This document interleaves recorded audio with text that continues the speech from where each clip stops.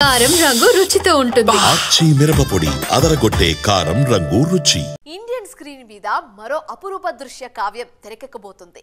సీతారాముల కథతో రామాయణ ప్రాజెక్ట్ ను భారీగా సిద్ధం చేస్తున్నారు.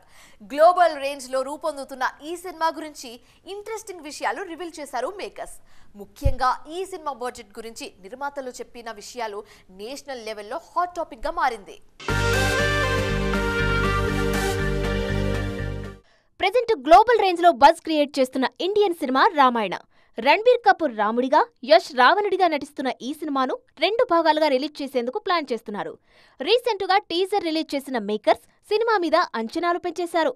తాజాగా నిర్మాత చెప్పిన మాటలతో రామాయణ గ్లోబల్ రేంజ్ లో హాట్ టాపిక్ గా మారింది. రామాయణ ప్రాజెక్టు కోసం ఏకంగా 4000 కోట్ల బడ్జెట్ కేటాయించినట్టుగా వెల్లడించారు ప్రొడ్యూసర్ నమిత్ మల్హోత్రా. ఇన్నాళ్లు 1000-1500 కోట్ల వరకు బడ్జెట్ ఉండొచ్చన్న అంచనాలు ఉన్నాయి. కానీ ఇప్పుడు నిర్మాతే స్వయంగా 4000 కోట్ల బడ్జెట్ అని కన్ఫర్మ్ చేయడంతో ఆడియన్స్ తో పాటు ఇండస్ట్రీ జనాలు కూడా అవాక్కవుతున్నారు.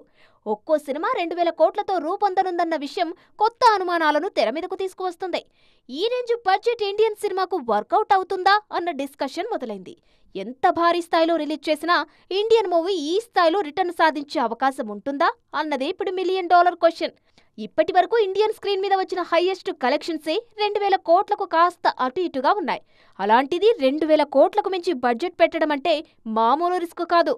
రిలీజ్ విషయంలో రామాయణ టీం ఆల్రెడీ ఓ ప్లానింగ్ లో ఉంది. హాలీవుడ్ సినిమాల రేంజ్ లో 20 భాషల్లో సినిమాను రిలీజ్ చేసేందుకు ప్లాన్ చేస్తుంది. ఇండియన్ సినిమాగా కాకుండా గ్లోబల్ ప్రాజెక్టుగానే రామాయణను ప్రొజెక్ట్ చేస్తుంది.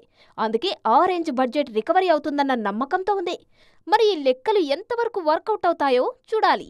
ఈ డిస్కషన్ జరుగుతుండగానే మరో భారీ ప్రాజెక్ట్ మొదలైంది. రామోజీ ఫిల్మ్ సిటీ వేదికగా శ్రీమద్ భాగవతం పార్ట్ 1 ప్రారంభమైంది.